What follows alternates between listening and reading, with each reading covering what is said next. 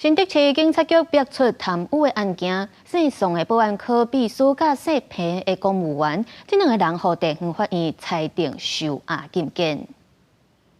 有关本局员警疑涉不法情事，案经台湾新竹地方检察署转换送检应讯，申请羁押，4日裁定羁押禁见。本局除了全力配合检察官依法侦办外，并对于涉案员警予以最严厉的惩处，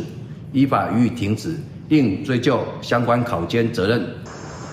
有风声传讲，这个案件敢若是有真侪位警官甲电动警仔收乌西钱，甲因斗暗黑。不过检方表示，目前也无法度对外来说明案情。姓宋的